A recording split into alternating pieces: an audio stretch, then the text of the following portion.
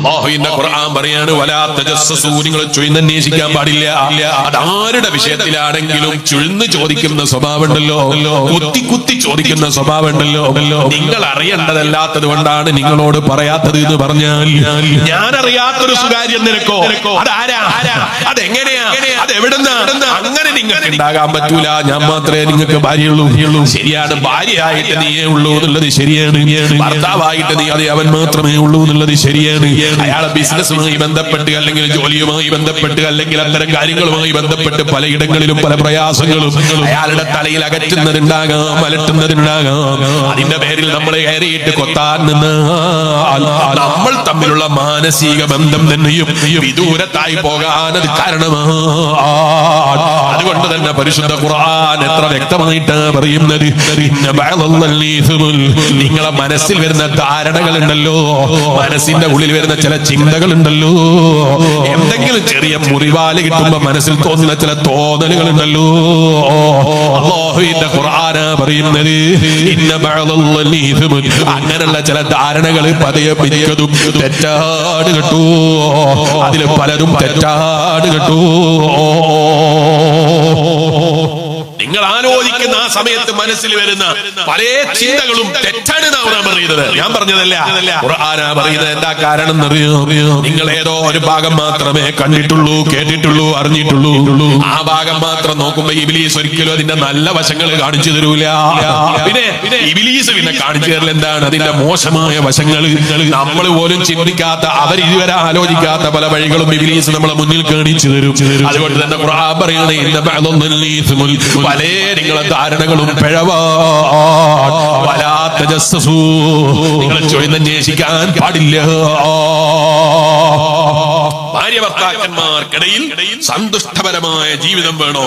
അല്ലാഹുവിന്റെ ഖുർആൻ എന്നല്ല, ചങ്ങാതിമാർക്കിടയിൽ നല്ല സന്തുഷ്ടമായ ചങ്ങാതിത്വം വേണോ? നിങ്ങൾക്ക് അതുപോലെ കൂട്ടുകാർക്കിടയിൽ, കച്ചവടക്കാർക്കിടയിൽ, അതുപോലെ നിങ്ങളുടെ പാർട്ട്ണർമാർക്കിടയിൽ, നിങ്ങളുടെ കച്ചവടത്തിലുള്ള കൂറുകാർക്കിടയിൽ, എല്ലാവർക്കും ഇടയിൽ നല്ല സന്തുഷ്ടമായ സമാധാനപരമായ ജീവിതം വേണോ? അല്ലാഹുവിന്റെ ഖുർആൻ പറയാണ്, നിങ്ങളുടെ ധാരണകൾ പലതും നിങ്ങൾ കൈയൊഴിക്കണം. ഒരാളെ കൂടെ പാർട്ണർഷിപ്പ് കൂടി, അവിടെ ഞാൻ ഇത് പറഞ്ഞത് കൊണ്ട് പാർട്ണർഷിപ്പ് കൂടുതൽ വലിയ ബഹുമാനാണെന്ന് വിചാരിക്കരുത്. വല്ലാത്തൊരു ലോകത്താണ് നമ്മൾ ജീവിക്കുന്നത്, അല്ലേ? ചതിക്കാൻ മടിയില്ലാത്ത സമൂഹത്തിനിടയിലാണ് ജീവിക്കുന്നത്. എല്ലാവരും അല്ല, പക്ഷെ കുറഞ്ഞത് മതി, അല്ലേ? വളരെ കുറഞ്ഞത് മതി. എന്തെല്ലാം പേരിലാണ് ആളുകളെ വഞ്ചിച്ചു കളയുന്നത്.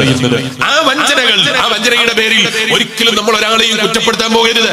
ചിലപ്പോൾ പത്രമാധ്യമങ്ങൾ നമ്മളെ മുന്നിൽ കാണിച്ചു തരുന്ന ഷോയിങ് ആയിരിക്കണം എന്നില്ല യാഥാർത്ഥ്യം എന്ന് പറയുന്നത്, അല്ലേ? ആണോ? അങ്ങനെയാണ് യാഥാർത്ഥ്യം എന്ന് പൂർണ്ണമായി ഉറപ്പ് പറയാൻ നമുക്ക് ധൈര്യമുണ്ടോ? പത്രമാധ്യമങ്ങൾ കാണിച്ചു തരുന്നത് മുഴുവനായും സത്യമാണെന്ന് പറയാൻ പത്രം എന്താ, ഖുർആനാ? ഓരോ എല്ലാ ദിവസവും ഇറങ്ങുന്ന പത്രങ്ങൾ എന്താ, ഖുർആനാണോ? ഞാൻ ലോകത്ത് എവിടെയും കണ്ടിട്ടില്ല. നിങ്ങൾ ആരെങ്കിലും കണ്ടിട്ടുണ്ടോ എന്ന് എനിക്കറിയില്ല. ചിലപ്പോൾ എന്റെ അറിവിന്റെ കുറവായിരിക്കാം. കേരളം പോലെ ബലാത്സംഗത്തെ കുറിച്ച് പത്രമാധ്യമങ്ങളും അതുപോലെ സോഷ്യൽ മീഡിയകളും ഇതുപോലെ പ്രചരണം നടത്തുന്ന ഒരു ലോകം വേറെ ഞാൻ കണ്ടിട്ടില്ല. വേറെ എവിടെയെങ്കിലും ഉണ്ടോ എന്ന് അറിയില്ല, ഞാൻ കണ്ടിട്ടില്ല എന്നാ ഞാൻ പറഞ്ഞു. എന്റെ പേരിൽ വിവാദമാക്കാൻ പോകണ്ട. ഞാൻ എന്റെ ജീവിതത്തിൽ എന്റെ ശ്രദ്ധയിൽപ്പെട്ടിട്ടില്ല. കാരണം വാർത്താന്ന് പറയുന്നത് അതാണ് എന്ന് വിചാരിച്ച് നടക്കുന്ന ഒരു വിഭാഗം ജീവിക്കുന്ന ഒരു ലോകമാണ്. എന്തെല്ലാം വാർത്തകളുണ്ട്. ക്രിയേറ്റീവായി മനുഷ്യൻ ഉണ്ടാകേണ്ട പല ചിന്തകളും, അതല്ലേ മനുഷ്യനൊരു പത്രം വായിച്ചാൽ ഉണ്ടാകേണ്ടത് എന്താണ്? നാളെ നേരം വെളുക്കുമ്പോ എനിക്ക് എന്തെങ്കിലും ക്രിയാത്മകമായി ചെയ്യാനുള്ള ഒരു ചിന്താഗതി ഉണ്ടാകുന്ന ഒരു വാർത്ത പത്രത്തിൽ ഏതാ കാണാനുള്ളത്? പത്രം വായിച്ചാൽ ആദ്യം തന്നെ ചരമകോളത്തിൽ എന്തെല്ലാം ഉള്ളത് നിങ്ങൾ തുറന്ന അതോടെല്ലാം തീർന്നു. വയത് പറയുമ്പോ ചില ആളുകൾക്ക് ഭയങ്കര ബേജാറാ. മരണത്തെ കുറിച്ച് വയത് പറയുമ്പോ ഇവനെ പോലത്തെ കുറെ എണ്ണാണ് ആളുകളെ ജീവിതത്തിൽ നിന്ന് മുഷിപ്പിച്ച് കളയുന്നത് എന്നൊക്കെ പറയുന്ന ചില ആളുകളുടെ വയത് പറയുമ്പോ അതിന്റെ അടിയിൽ ഇങ്ങനെ കമന്റ് എഴുതുന്നത് കാണാം. ഈ പത്രത്തിൽ കാണുന്ന ചരമകോളുണ്ടല്ലോ, ചരമകോളം വേണ്ടാന്നൊന്നല്ലോ ഞാൻ പറയുന്നത്. വേണമെന്നും വേണ്ടാന്നും രണ്ടും അഭിപ്രായം എനിക്കില്ല. അഭിപ്രായം ഞാൻ വേറെ പറഞ്ഞോളാം. ഈ പത്രം എടുത്ത് നോക്കിയാൽ ഒരു മനുഷ്യൻ ക്രിയാത്മകമായി ഉണ്ടാകേണ്ട എന്ത് കാര്യമാണ് നമ്മളെ പത്രങ്ങൾ റിപ്പോർട്ട് ചെയ്യുന്നത് എന്നാണ് ഞാൻ ചോദിക്കുന്നത്. നമ്മുടെ നാടിന്റെ വികസനത്തിന് ആവശ്യമായ എന്ത് പ്രവർത്തനങ്ങളാണ് പല രാഷ്ട്രീയക്കാരും ചെയ്തുകൊണ്ടിരിക്കുന്നത്? വിഷയം അതല്ലാത്തത് കൊണ്ട് ഞാനിപ്പോൾ അതിലേക്ക് വിശദമായി കിടക്കുന്നില്ല. നമ്മളെ കേരളം, ഈ കൊച്ചു കേരളം എന്ന് പറയുന്നത് അല്ലാഹു വലിയ ബറക്കത്ത് നൽകിയൊരു നാടാണ്. ഈ നാട്ടിൽ ഒരുപാട് വികസനങ്ങളും സന്തോഷങ്ങളും സമാധാനങ്ങളും ഉണ്ടാകേണ്ടതിന് പകരം എപ്പം നോക്കിയാലും പത്രത്തിൽ അരുതായ്മകളും പ്രശ്നങ്ങളും പോരായ്മകളും മാത്രം എടുത്തു കാണിക്കുന്ന ഒരു വാർത്താ മാധ്യമങ്ങളായി നമ്മുടെ നാട്ടിലെ വാർത്താ മാധ്യമങ്ങൾ മാറുന്നുണ്ടോ എന്ന് എനിക്ക് സംശയിക്കേണ്ടി വരുന്നു. എന്തുകൊണ്ട് എല്ലാത്തിനും തെറ്റിദ്ധാരണ. ഇനിയോ ചിലത് ഒരു തെറ്റും ചെയ്യാത്ത ചില ആളുകളെ സമൂഹത്തിന്റെ ഇടയിൽ നിന്ന് ഇല്ലായ്മ ചെയ്യാൻ വേണ്ടി അവരെ പേരിൽ എന്തെങ്കിലും കച്ച കെട്ടിയിട്ട് പറയാൻ ആളുകളെ നിശ്ചയിക്കുന്ന ഒരു ലോകം അല്ലേ? എന്തെങ്കിലും പറഞ്ഞാൽ ഭീഷണിപ്പെടുത്തുകയാണ്. എന്ത് കാണിച്ചു തരാനുള്ള നല്ല മരുന്ന് ഞങ്ങളുടെ കയ്യിലുണ്ട്. എന്നോടൊരു ചെറുപ്പക്കാരനായ ഒരാള് പറഞ്ഞതായിട്ട് ഒരു ദിവസം എന്നോട് ഒരാൾ വന്ന് പറയാണ്, നിങ്ങളെ സ്കൂളിന് ഞങ്ങൾ കാണിച്ചു തരാം. എന്ത് കാണിച്ചു തരും? ആ സ്കൂളിന് ഞങ്ങൾക്ക് കാണിച്ചു തരാൻ ഒരുപാടുണ്ട്, ഇവിടെ ഒരുപാട് മൂല്യന്മാരുണ്ട്, ഞാൻ കാണിച്ചു തരാം. ഇങ്ങനെ ഭീഷണിപ്പെടുത്തുന്ന രൂപത്തിലേക്ക് മനുഷ്യന്റെ മനസ്സുകളെ കുടുസാക്കിയിരിക്കുന്ന ചിന്താഗതി എവിടെ നിന്നുണ്ടായി എന്നാണ് ഞാൻ ചോദിക്കുന്നത്. അല്ലാഹുവിന്റെ ഖുർആൻ ഈമാനുള്ള മുഅ്മിനീങ്ങൾക്ക് ഉണ്ടാകേണ്ട സ്വഭാവത്തെ കുറിച്ച് പറയാണ്. നിങ്ങൾ ധരിക്കുന്ന പല ധാരണകളും തെറ്റാണ്. നീ ഒരിക്കലും ചുഴന്നന്വേഷിക്കുന്നവനാകരുത്, ആവശ്യമില്ലാത്ത വിഷയത്തിൽ കുത്തി അന്വേഷിക്കുന്നവനാകരുത്. അല്ലാഹുവിന്റെ ഹബീബ് അഷ്റഫുൽ വറാ മുഹമ്മദുർ റസൂലുള്ളാഹി സല്ലല്ലാഹു അലൈഹി വസല്ലമ തങ്ങളുടെ സ്വഭാവം അങ്ങനെയാണ്. ആരെയും വേദനിപ്പിക്കാത്ത സ്വഭാവമാണ്. തെറ്റ് ചെയ്തിട്ട് മുന്നിലേക്ക് വന്നാൽ പോലും ഇങ്ങനെ തെറ്റ് സംഭവിച്ചിട്ട് ഭരണാധികാരി എന്ന നിലക്ക് നബി സല്ലല്ലാഹു അലൈഹി വസല്ലമ തങ്ങളുടെ മുന്നിലേക്ക് വന്നാൽ പോലും അവൻ ആ തെറ്റ് ചെയ്തിട്ടുണ്ടോ ഇല്ലേ എന്ന് നബി സല്ലല്ലാഹു അലൈഹി വസല്ലമ തങ്ങൾ കണ്ടിട്ടില്ലല്ലോ. അതുകൊണ്ട് തന്നെ അവനിക്ക് എവിടെയെങ്കിലും രക്ഷപ്പെട്ടിട്ട് ഇനിയെങ്കിലും നന്നാകാൻ ഒരു അവസരമുണ്ടെങ്കിൽ അതിന് വഴിയൊരുക്കുന്ന രൂപത്തിലാണ് അല്ലാഹുവിന്റെ റസൂൽ നബി മുഹമ്മദുർ റസൂലുള്ളാഹി സല്ലല്ലാഹു അലൈഹി വസല്ലം തങ്ങളുടെ സ്വഭാവം എന്ന് പറയുന്നത്. അതുകൊണ്ടാണ് കൊല ചെയ്തവന് പോലും അവന് പണം കൊടുത്തിട്ട് അവർക്ക് ദയാവിധം കൊടുത്തിട്ട് രക്ഷപ്പെടാനുള്ള വകുപ്പ് ഇസ്ലാം പഠിപ്പിച്ചത് എന്തിനാണ്? കൊന്നു കഴിഞ്ഞാൽ പിന്നെ കൊല ചെയ്യപ്പെട്ടവനെ തിരിച്ചു കിട്ടൂല. കിട്ടുവോ? കൊന്നു കഴിഞ്ഞാൽ അടുത്ത ഈ കൊന്നവനെ കൊന്നാൽ മറ്റേ തിരിച്ചു വരുമോ? കൊന്നവനെ കൊന്നു കളഞ്ഞാൽ മരിച്ചവൻ തിരിച്ചു വരുമോ? ഇല്ല. അവിടെ കൊല്ലല് സുന്നത്താണെന്നാണോ? കൊല്ലുക എന്ന് പറയുന്നത്, കൊലപാതകം എന്ന് പറയുന്നത് വലിയ വൻകുറ്റമായി അല്ലാഹുവിന്റെ ഖുർആൻ പഠിപ്പിച്ചിട്ടുണ്ട്. എത്രത്തോളം ഖുർആൻ പറഞ്ഞു, വലാ തഖ്തുലു ഔലാദകും മിൻ ഖശ്യത്തി ഇംലാഖ്. ഭക്ഷണത്തിന്റെ കാര്യത്തിൽ, റിസ്കിന്റെ കാര്യത്തിൽ പേടിച്ചിട്ട് മക്കളെ കൊല ചെയ്യുന്ന ബാപ്പമാര് പോലും നിങ്ങളാകരുത്. എത്രയാണ് കൊലപാതകത്തിന്റെ ചെറിയ നിസ്സാരമായി ചിലർ കാണുന്ന കൊലപാതകമാണ് വയറ്റിൽ കിടക്കുന്ന കുട്ടിയെ കൊന്നുകളയാന്ന് പറയാന്ന് അല്ലേ?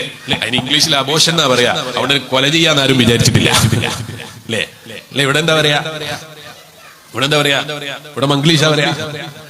ഇവിടെ ആരും കൊല ചെയ്യാൻ ആരെങ്കിലും പറയുന്നുണ്ടോ? ഗർഭം ചുവന്ന കുട്ടിയെ ഹോസ്പിറ്റലിൽ പോയിട്ട് കൊന്നിട്ട് വരാൻ ആരെങ്കിലും പറയുന്നുണ്ടോ? ഇല്ല. അതിന്റെ പേര് മാറ്റി അതുണ്ടല്ലോ. ബ്ലോക്കർ പണിക്ക് റിയൽ എസ്റ്റേറ്റ് എന്ന പേരായ ഭയങ്കര ബഹുമാനം. ഏതെങ്കിലും ബ്ലോക്കർമാരുണ്ട് എന്നോട് ദേഷ്യം പിടിക്കരുത്, ഞാനൊരു തമാശ പറഞ്ഞേ ഉള്ളൂ അല്ലേ? ഇംഗ്ലീഷിലായാൽ ബഹുമാനാണ് എന്ന് വിചാരിക്കുന്ന ചില ആളുകൾ. അതുകൊണ്ട് റിയൽ എസ്റ്റേറ്റ് ഉണ്ടാകാൻ പാടില്ല എന്ന് പറഞ്ഞ് നിർത്തുണ്ടോ? അങ്ങനെയൊന്നുമില്ല. കച്ചവടം അല്ലാഹു തആല ഹലാലാക്കി തന്നതാണ്. അഹല്ലല്ലാഹുൽ ബൈഅ വഹറമ റിബ. അല്ലാഹു തആല കച്ചവടം ഹലാലാക്കി, അല്ലാഹു തആല പലിശയെ ഹറാമാക്കി. തവക്കുൽ വേണം. റിയൽ എസ്റ്റേറ്റുകാരന് നല്ല തവക്കുൽ വേണം. എടുക്കുന്ന സമയത്ത് നല്ല പൈസക്ക് പോകുന്നു വിചാരിച്ചെടുത്തത് ഒരു കൊല്ലം കഴിയുമ്പോൾ പിന്നെ ടെൻഷൻ ആകരുത്. പൈസക്ക് പോകുന്നവരെ കാത്തിരിക്കാനുള്ള പൈസ വേണം. അപ്പോഴേ അവൻ യഥാർത്ഥത്തിലുള്ള റിയൽ എസ്റ്റേറ്റുകാരനാവുള്ളൂ. പിന്നെ പേടിച്ചിട്ട് പഠിച്ചോനെ നഷ്ടത്തിന് പോട്ടെ എന്ന് വിചാരിക്കുന്നവരാവും യഥാർത്ഥ റിയൽ എസ്റ്റേറ്റുകാരനാവില്ല. കാത്തിരിക്കാനുള്ള മനസ്സ് വേണം. അപ്പൊ ഇരിക്കട്ടെ, ഞാൻ പറഞ്ഞു വന്നത് അല്ലാഹു തആല കച്ചവടം ഹലാലാക്കിയിട്ടുണ്ട്, പലിശയെ അല്ലാഹു തആല ഹറാമാക്കിയിട്ടുണ്ട്. ഹലാലായത് എന്തും സമ്പാദിക്കാം, പക്ഷേ ഒരിക്കലും ഹറാമിനെ സമ്പാദിക്കുന്നവരാകരുത്. കുട്ടികളെ വയറ്റിൽ കിടക്കുന്ന കുട്ടിയെ കൊന്നുകളയുക എന്ന് പറയുന്നതിന് പകരം അബോഷൻ ചെയ്യാന്ന് പേരിട്ടത് കൊണ്ട് കൊലപാതകമാകൂല എന്നാണ് വിചാരിച്ചത് ചില ആളുകൾ. ഒരിക്കലും അല്ല. വയറ്റിൽ കിടക്കുന്ന കുട്ടിയെ കൊല ചെയ്യാൻ ഒരു നിലക്കും നമുക്ക് അർഹതയില്ല. കുട്ടിക്ക് ജന്മം നൽകുന്നവൻ അല്ലാഹുവാണ്. നമ്മൾ ഒരിക്കലും അല്ലാഹു തആല നമുക്ക് നൽകാനിരിക്കുന്ന കുട്ടി ഹൈറാണോ ഷർറാണോ എന്ന് നമ്മൾ തീരുമാനിക്കുന്നവരാകരുത്. ചില ആളുകളുടെ 2 കൊല്ലം ആയിട്ടുള്ളൂ, ആദ്യത്തെ കുട്ടിയായിട്ട് 3 കൊല്ലം ആയിട്ടുള്ളൂ, 4 കൊല്ലം ആയിട്ടുള്ളൂ. ഇപ്പൊ തന്നെ വേണ്ട. നിനക്കറിയോ ആരാണ് മോനെ നിനക്ക് ഖൈറ്? ഏത് കുട്ടിയാണ് നിനക്ക് ഖൈറ്? എങ്ങനെയാണ് റബ്ബ് നിനക്ക് ഖൈറ് കണക്കാക്കിയത്? അല്ലാഹുവിന്റെ ഖുർആൻ പറയാണ്, നീ ചിലപ്പോൾ നല്ലതാണ് എന്ന് വിചാരിച്ച ചില കാര്യങ്ങൾ ഉണ്ടല്ലോ, അത് നിനക്ക് ശർറാ